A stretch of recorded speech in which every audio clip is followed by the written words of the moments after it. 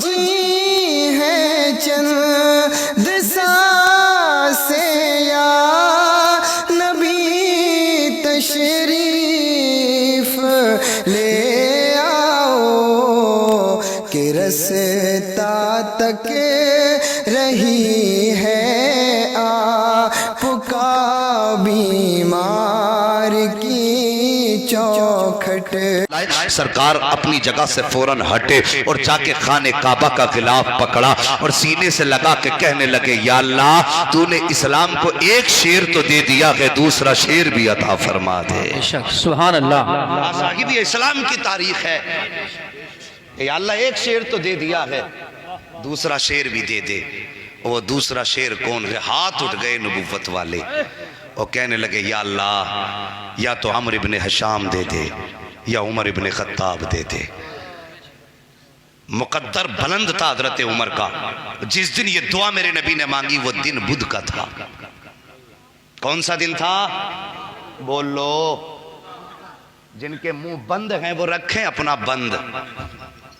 ہاں، نبی کو کسی کا احسان نہیں چاہیے۔ کون سا دن تھا؟ بدھ کا دن۔ اللہ سلامت رکھے، اب بولے نہ بولے۔ بدھ کا دن امیر حمزہ ایمان لائے، مکے میں باتیں ہونے لگی، کہنے لگا اب اسلام کیسے روکا جائے؟ اب تو حمزہ بھی ایمان لے آئے، اور امیر حمزہ کی بہادری کے آگے کسی میں دم تھا کہ ٹک جاتا؟ بڑے اچھے اچھوں کے پسینے چھوٹتے تھے۔ لوگ کہنے لگے اب تو اسلام اور تیزی سے بڑھے گا۔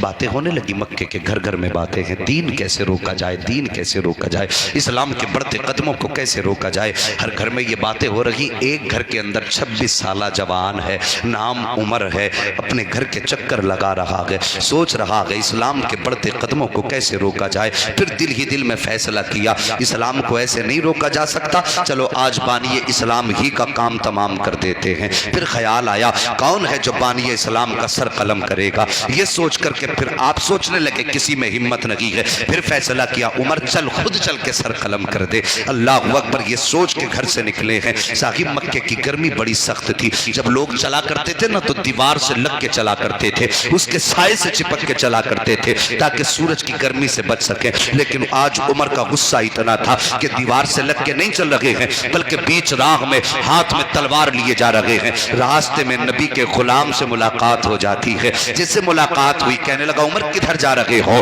کہا کہ بانی اسلام کا سر قلم کرنے جا رہا ہوں۔ ابھی جس نے ٹوکا ہے ان کا اسلام ظاہر نہیں ہوا ہے، چھپ کر کے اسلام کا انہوں نے کلمہ پڑھا، دین انہوں نے حاصل کیا ہے۔ اللہ اکبر، کدھر جا رہے ہو؟ بانی اسلام کا سر قلم کرنے۔ اتنا سنا دیوانہ ہنسنے لگا۔ بانی اسلام کا سر قلم کرنے کہا ہاں، کہا ان کا سر قلم کرنے جا رہے ہو، پہلے اپنے گھر کی بھی خبر لے لو۔ اتنا سنا کہنے لگے کس گھر کی بات کرتے ہو؟ کہا جس نبی کا تم سر کاٹنے جا رہے ہو تمہاری بہن اسی کے نبی کے نام پہ اپنی جان کا سودا کر بیٹھی ہے۔ جس نبی کا سر قلم کرنے جا رہے ہو تمہارا بہنوئی بھی اسی کے نام پر اپنی جان کا سودا کر بیٹھا ہے۔ اب جو غصہ نبی کی ذات پر تھا وہ پلٹ گیا بہن بہنوئی کی طرف۔ آئے بہن کے دروازے پہ دستک دی، اندر سے قرآن کی آواز آئی۔ ایک طریقہ ہوتا ہے پیار سے دروازہ بجانے کا، ایک ہوتا ہے غصے میں دروازہ بجانے کا۔ غصے میں دروازہ بجایا، بہن سمجھ گئی عمر آ گئے ہیں، آواز دے کے کہنے لگے دروازہ کھول۔ فوراً بہن نے دروازہ کھولا، جو قرآن پڑھا رہے تھے ان کو چھپا دیا گیا۔ بہن نے دروازہ کھولا، عمر نے نہ آؤ دیکھا نہ تاؤ دیکھا، بہن پہ وار شروع کر دیے، مارنا شروع کیا۔ بہن پٹتی جا رہی ہے، نبی نبی کی صدائیں لگاتی جا رہی ہے، پٹتی جا رہی ہے۔ آخر میں جب خون بہنے لگا، بہن نے کہا تھا عمر جیسی اتنا کہا، عمر حضرت عمر کے ہاتھ تھم جاتے ہیں۔ حضرت عمر سوچ رہے تھے شاید اب مجھ سے کرم کی بھیک مانگے گی، یہ کہے گی عمر رحم کر دے، جو تو کہے گا وہ ہوگا۔ لیکن حیرت نہ رہی عمر کو، اللہ اکبر، عالم عجیب تھا۔ جیسی ہاتھ عمر کے رکے ہیں، حضرت عمر کی بہن نے کہا تھا عمر کیا سمجھ رہے ہو، کیا تم سے میں اپنے اوپر کرم کی بھیک مانگوں گی؟ کہا کہ پھر کیوں روکا گیا ہے؟ تب حضرت عمر کی بہن نے کہا تھا سنو عمر، تم بھی خطاب کے بیٹے ہو، میں بھی خطاب کی بیٹی ہوں، تم عمر ابن خطاب ہو، میں فاطمہ بنت خطاب ہوں۔ اگر جرت تمہیں آتی ہے تو جرت مجھے بھی آتی ہے۔ اگر تم نے یہ سوچا ہے کہ اس وقت تک ماروں گا جب تک دامن نہیں چھوڑے گی، تو میرا بھی یہ فیصلہ ہے، جان دے سکتی ہوں دیا ہوا ایمان ہے۔ نعرہ تکبیر، نعرہ رسالت، مسلک اعلی حضرت، عظمت اسلام۔ اسلام کی فطرت میں قدرت نے لچک دی ہے۔ جتنا کہ دباؤ گے اتنا ہی ابھرے گا۔ کیا بات ہے بھائی۔ اللہ اکبر کا عمر، تو عمر ابن خطاب ہے، میں فاطمہ بنت خطاب ہوں، سوچ لے کیا کرنا ہے۔ نہ میں اپنا ارادہ بدل سکتی ہوں نہ تو اپنا ارادہ۔ حضرت عمر نے اتنا سنا، کہنے لگے فاطمہ، عمر وہ ہے جس کے سامنے مکے کا بڑا بڑا سردار نہیں بولتا، تو بتا تجھے یہ جرت کس نے دی ہے؟ تو عورت ہو کے اتنی بول رہی ہے؟ حضرت فاطمہ بنت خطاب نے کہا تھا عمر تو نے میرے محبوب کا چہرہ صحیح سے دیکھا نہیں ہے، بے شک کیا بات ہے، اگر دیکھ لے گا یہ سوال ہی نہیں کرے گا۔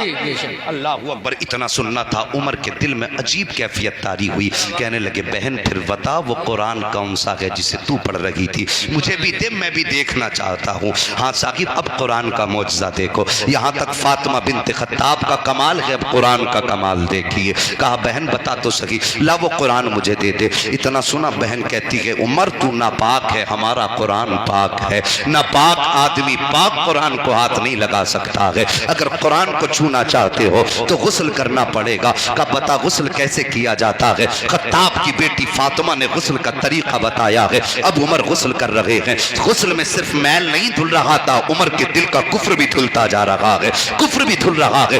اللہ اکبر، غسل مکمل ہوا، کہا اب لاؤ میرے ہاتھ میں قرآن دے دو۔ تو قرآن کی وہ آیتیں جو کسی چمڑے پہ لکھی ہوئی تھی یا کسی تختی پہ لکھی ہوئی تھی، فاطمہ بنت خطاب نے عمر کے ہاتھ میں لا کے رکھی ہیں۔ جیسی حضرت عمر نے ہاتھ میں وہ آیتیں لی ہیں، پہلی نگاہ عمر کی لفظ طٰہٰ پہ پڑ جاتی ہے، لفظ طٰہٰ پہ نظر کا پڑنا تھا، بس کمال ہو گیا ہے۔ اب حضرت عمر قرآن کو پڑھتے جا رہے ہیں، روتے جا رہے ہیں، پڑھتے جا رہے ہیں، روتے جا رہے ہیں، بدن کانپنے لگ جاتا ہے۔ کہتے فاطمہ اب دیر نہ کر، مجھے بھی اس محبوب کی چوکھٹ پہ لے چل جس نے تجھے یہ مبارک قرآن لا کر کے دیا ہے۔ اللہ اکبر، اب دیکھو تو صحیح، دار بنی ارقم ہے، اسلام کا پہلا مدرسہ ہے جہاں پر چھپ کر کے لوگوں کو دین سکھایا جا رہا ہے۔ حضرت عمر فاروق اعظم نے اسی دار بنی ارقم کا رخ کیا ہے۔ جب چلنے لگے لوگوں نے کہا آقا عمر آ رہے ہیں، ہاتھ میں تلوار ہے، ارادہ اچھا نہیں لگ رہا ہے۔ حضرت امیر حمزہ کہنے لگے آنے دو، اب حمزہ آ گیا ہے، اگر نیت اچھی ہوگی تو استقبال کیا جائے گا، اور اگر نیت خراب ہوگی تو گردن بھی اسی کی ہوگی،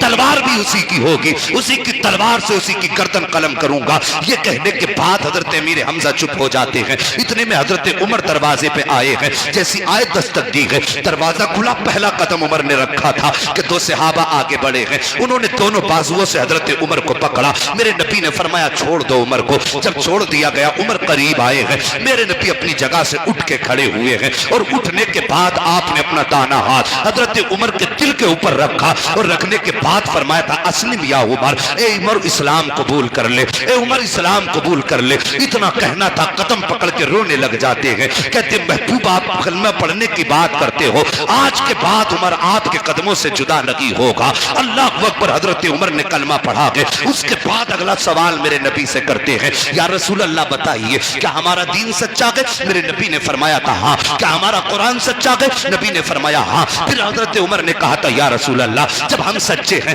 تو چھپ کے عبادت کیوں کرتے ہیں؟ میرے نبی نے فرمایا تھا عمر وقت کی نزاکت کو سمجھو، وقت کے حالات کے تقاضے کو سمجھو، اس لیے چھپ کے عبادت کی جا رہی ہے۔ حضرت عمر نے کہا تھا یا رسول اللہ اب عبادت چھپ کے نہیں کی جائے گی بلکہ عبادت کھل کے کی جائے گی۔ اب عمر آ گیا اسلام کے دامن میں، اتنا کہنا تھا۔ حضرت عمر کہتے ہیں یا رسول اللہ اب نماز حرم میں ادا کی جائے گی، آؤ ذرا تاریخ اٹھا کر کے اسلام کی دیکھو۔ حضرت عمر چلے ہیں تو مسلمان اب حضرت عمر کے ساتھ 40 کی تعداد مسلمانوں کی ہوئی ہے، دو صفیں مسلمانوں کی بنی ہے، ایک صف کی قیادت حضرت امیر حمزہ کر رہے ہیں، دوسرے صف کی قیادت حضرت عمر فاروق اعظم کر رہے ہیں، اور بیچ میں نبیوں کا سردار چل رہا ہے، حرم کعبہ کی طرف جا رہے ہیں، عمر کے ہاتھ میں تلوار ہے، کہتے جا رہے ہیں اگر کسی کو بچے یتیم کرانے ہیں تو عمر کے مقابلے میں آ جائے، اگر کسی کو بیوی کو بیوہ بنانا ہے تو عمر کی تلوار کا سامنا کرے۔ یہ کہتے جا رہے ہیں، اب جیسی پتہ چلا ہے کہ عمر نے نبی کا کلمہ پڑھ لیا ہے